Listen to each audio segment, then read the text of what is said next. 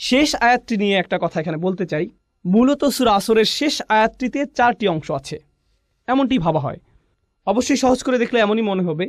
ইল্লাল্লাযীনা আমানু প্রথম অংশ, আমিলুস সলিহাত দ্বিতীয় অংশ, ওয়াতাওয়াসাউ বিল হক তৃতীয় অংশ, ওয়াতাওয়াসাউ বিস সবর চতুর্থ অংশ। তাহলে এখানে 4টি শর্ত রয়েছে। প্রথম শর্ত হলো যারা ঈমান আনবে, দ্বিতীয় হলো যারা সৎ কাজ করবে, ভালো কাজ করবে, তৃতীয় হলো তারা তাদের সর্বোচ্চ চেষ্টা দিয়ে একে অপরকে সত্যের কথা বলবে, চতুর্থ হলো ধৈর্যের ব্যাপারেও তারা একই কাজ করবে। এগুলো হলো উল্লেখিত 4টি শর্ত। কিন্তু এর সারাংশ বোঝার জন্য আমরা এখন যে বিষয়টি বুঝবো তা হলো এই 4টি বিষয় হচ্ছে আসলে একটা বিষয়। এদেরকে দেখতে 4টি আলাদা বিষয় মনে হলেও এগুলো আসলে একটা বিষয়। এগুলো হলো লাজেম ও মালজুম। এগুলো আবশ্যিকভাবে একটা অপরটির সাথে যুক্ত। এগুলোকে আসলে আলাদা করা যায় না। আর আসলে বাকি সব কিছুই প্রথমটির ফলাফল, সেটা হচ্ছে ঈমান। প্রথম যে বিষয়টি বলা হয়েছে তা হলো ঈমান, আর এরপর আরও 3টি বিষয় বলা হয়েছে। আমরা এখানে শিখব যে যার সত্যিকার অর্থে ঈমান আছে তার সাথে বাকি 3টি বিষয় আবশ্যিকভাবে ঘটবে, অবশ্যই ঘটবে। আর যদি সেগুলো না হয় তাহলে ভাবুন কি পরিপূর্ণ হয়নি? ঈমান।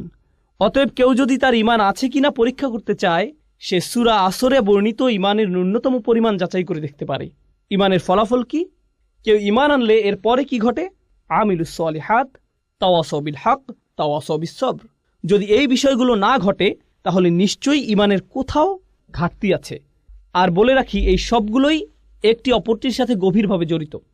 ধরা যাক আপনি যদি দ্বিতীয় পয়েন্টটি নেন, আমিলুস সলিহাত, তারা সৎ কাজ করে। এরপরে কি আছে? তারা সত্যকে উপভোগ করে।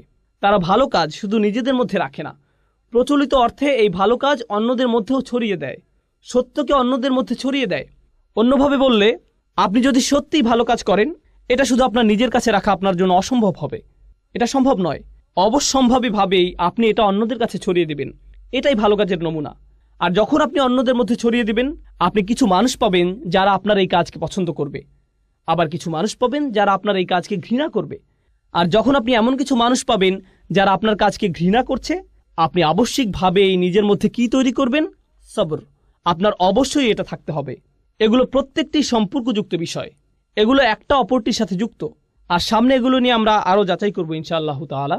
এই জন্য এই সূরাটি ঈমানের বিভিন্ন ফলাফলকে সবচেয়ে সুন্দরভাবে ফুটিয়ে তোলে, যা কোরআনে 2 একবার এসেছে। কখনো আল্লাহ বলছেন আল্লাযীনা আমানু, আল্লাযীনা আমানু, শেষ, ব্যাস। কারণ বাকিটুকু কি? ঈমানের ফলাফল। সুতরাং আপনি যদি ঈমানকে ভালোভাবে বুঝতে পারেন তাহলে বাকিটুকু এমনিই বুঝে যাবেন। কখনো আল্লাহ একটু বাড়িয়ে বলেছেন আল্লাযীনা আমানু ও আমিলুস সলিহাত, 2টি বিষয় বলা হয়েছে। কিন্তু এই সূরায় তিনি 2টি বিষয় বলেননি, তিনি 4টি বিষয় বলেছেন। আর আপনি যদি লক্ষ্য করেন এগুলোর মধ্যে শেষের 2টি কি? তাওয়াসাউ বিল হক, তাওয়াসাউ বিস সবর। এগুলো হলো মূলত কাজের বর্ণনা, এগুলো কাজ। সুতরাং আমিলুস সলিহাত একটা কাজ, তাওয়াসাউ বিল হক, তাওয়াসাউ বিস সবর এই 2টিও হলো আমল, আমালাইন, এই 2টিও কাজ। অন্যভাবে বললে আমরা এখানে জানতে পারলাম যে আল্লাহ 2টি কাজের প্রতি আলোকপাত করেছেন।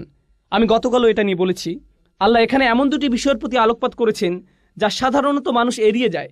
যখন তারা ভালো কাজের চিন্তা করে, যখন তারা ভালো কাজ করতে চায়, এগুলো তারা সাধারণভাবে ভাবে না।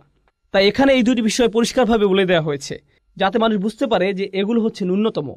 তাওয়াসাউ বিল হক, তাওয়াসাউ বিস সবর, এগুলো সাথে জুড়ে দেওয়া হয়েছে। এখন আমি আপনাদেরকে একটা দৃশ্য কল্পনা করতে বলবো। আমি নিজেও এটা থেকে উপকৃত হয়েছি, যা আমার শিক্ষক ডক্টর আব্দুস সামি একটা দার্সে বলেছিলেন। ডক্টর ইসরারও এটা নিয়ে বিস্তারিত আলোচনা করেছেন। আমার কাছে এটা খুবই উপকারী মনে হয়েছে। আর সূরা আসরের তাফসিরে যাওয়ার আগে আমরা এর শিক্ষাগুলো নিয়ে আলোচনা করব, এর সারাংশ বুঝব। আমরা এই সূরার শিক্ষাগুলো একজন অমুসলিমের যৌক্তিক দৃষ্টিভঙ্গির আলোকে বোঝার চেষ্টা করব। যখন আপনি একটা সমস্যার সম্মুখীন হন, হয়তো কারোর সাথে বিবাদ, জীবনের কোনো সমস্যা, যে কোনো সুস্থ স্বাভাবিক মানুষ এই অবস্থায় সর্বপ্রথম কি করবে?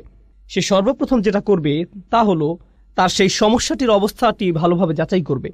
প্রথম কাজ হলো এর আসল অবস্থা বোঝা, এর সত্যিকারের কারণ খুঁজে বের করা। আপনি নিশ্চয়ই মানুষ কি বলে তা দিয়ে এটা যাচাই করবেন না, আপনি নিজেই ঘেঁটে দেখবেন। আর এটা যত বড় সমস্যা, আপনি তত ভালোভাবে এর সত্যতা যাচাই করবেন।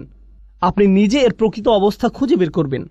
এখানে মুসলিম হওয়ার সাথে কোনো সম্পর্ক নেই, বরং এখানে সততার প্রশ্ন। একজন সৎ মানুষ, একজন সৎ বিচারক অবশ্যই এটা করবেন। ধরুন আপনার পরিবারে কোনো বিষয় ঝগড়া লেগেছে, আপনার পরিবারের কিছু সদস্য কোনো বিষয়ে ঝগড়া করছে, আর তারা বিষয়টি আপনার সামনে উপস্থাপন করলো। অসৎভাবে আপনি কি করলেন? আপনি হয়তো আপনার একজন কাজিনকে পছন্দ করেন না, আপনি অন্যজনকে পছন্দ করেন। আপনি যাকে পছন্দ করেন না তার বিরুদ্ধে আপনার রায় দিয়ে দিলেন, ঠিক? কিন্তু সত্যিকারের সততা বা ন্যায় বিচার কি? সেটা হলো আপনি প্রথমে ঘটনার প্রকৃত অবস্থা যাচাই করবেন, ওকে? এরপর আপনি যখন সত্যটি খুঁজে পেলেন তখন আর এটা খুঁজে পাওয়াই যথেষ্ট নয়, বরং আপনি অবশ্যই এর পক্ষে দাঁড়াবেন, আপনি এর পক্ষে রায় দিবেন, আপনাকে এই সত্যের পক্ষে কাজও করতে হবে।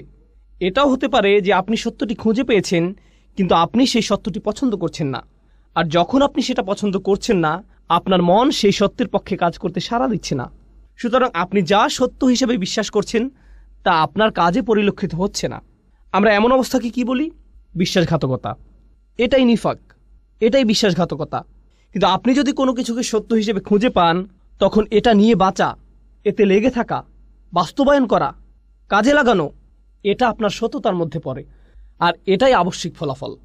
এখন আপনার নিজের মধ্যে এটা নিয়ে আসা একটা ব্যাপার যে এটা অন্যায়, আমি এটা আর করব না, আমি খুঁজে পেয়েছি যে এটা একটা খারাপ কাজ, আমি আর কখনো এটা করব না, আমি খুঁজে পেয়েছি এটাই আমার করা উচিত, অতএব আমি এটাই করব।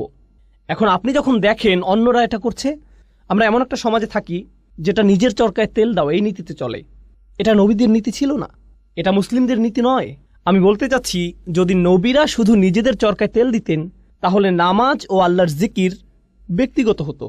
সূরা মুজাম্মিলে আমরা দেখি নবী করিম সাল্লাল্লাহু আলাইহি সাল্লামকে বলা হচ্ছে কুমিল লাইলা ইল্লা কলিলা নিসফাহু আও ইনকুস মিনহু কলিলা আও জিদ আলাইহি ওয়ারাত্তিল কুরআনা তারতিলা। কুরআন পড়ো, আল্লাহকে স্মরণ করো, এটা তার নিজের জন্য। কিন্তু অন্য সূরায় আমরা কি দেখতে পাই? মুজাম্মিল ছাড়া অন্য সূরা কোনটি? মুদ্দাসসির। ইয়া আইয়ুহাল মুদ্দাসসির কুম ফাআনযির ওয়া রাব্বাকা ফাকাব্বির। ওঠো, যাও, সতর্ক করো। কাকে সতর্ক করো? অন্যদেরকে। তাদের বলো যে তারা যা করছে তা ভুল। এখন আপনি যদি আপনার সামনে কোনো কিছুকে ভুল হিসেবে জানেন আর আপনার সামনে তা হয়ে থাকে, মানুষ হিসেবে আপনি এটা মানতে পারবেন না। আপনি বলবেন তোমাদের এটা করা উচিত নয়। আপনাদেরকে একটা বাস্তব উদাহরণ দেই। ধরুন আপনি জানেন অন্যদের মাল সম্পদ নষ্ট করা ভালো নয়, এগুলো মানুষের হক, মানুষের মাল সম্পদের ক্ষতি করা অনুচিত। আপনি হয়তো রাস্তা দিয়ে যাচ্ছেন, কিছু বাচ্চা রাস্তায় ক্রিকেট খেলছে, আপনি দেখছেন ওরা খুব জোরে বল করছে, আর এটা গিয়ে অন্যের গাড়িতে লাগলো। এখন আপনি নীতিটা জানেন, নীতিটা হলো তাদের এটা করা উচিত নয়। আপনি নিজে এটা করছেন না, সুতরাং আপনি নিজে কোনো খারাপ কাজ করছেন না, আপনি অপরাধী নন, ঠিক আছে। কিন্তু সেটা কি যথেষ্ট? আপনি দেখে হেঁটে যাবেন, নাকি আপনার মাথায় আসবে যে আমার এদেরকে বলা উচিত যে এই কাজটি ঠিক নয়, আমি তাদেরকে বলি যে তাদের অন্যদের ক্ষতি করার কোনো অধিকার নেই, আমার ন্যায়ের পক্ষে দাঁড়ানো উচিত। যখন আপনি ন্যায়ের পক্ষে দাঁড়াতে চাইবেন তখন আপনার মাথায় অন্য চিন্তা আসবে যা আপনাকে ন্যায়ের পক্ষে দাঁড়াতে দিবে না। আপনার মাথায় কি আসবে? এরা সবাই মিলে আমাকে পেটাতে পারে, আমাকেই বল বানিয়ে খেলতে পারে, তাই না? গাড়ি ভাঙার বদলে আমাকেই ভেঙে দিবে, অতএব আমার মুখ বন্ধ রাখা উচিত। আমি জানি যে এটা খারাপ, আমি নিজে এটা করব না, কিন্তু আমার এই সাহস নেই যে আমি এদেরকে থামতে বলবো। আমি জানি এটা আমার করা উচিত, আমি অবশ্যই করব, কিন্তু আমার এই সাহস নেই যে আমি অন্যকে বলবো তোমারও এটা করা উচিত। অন্তত পক্ষে কাউকে বলুন। আপনি যদি কাউকে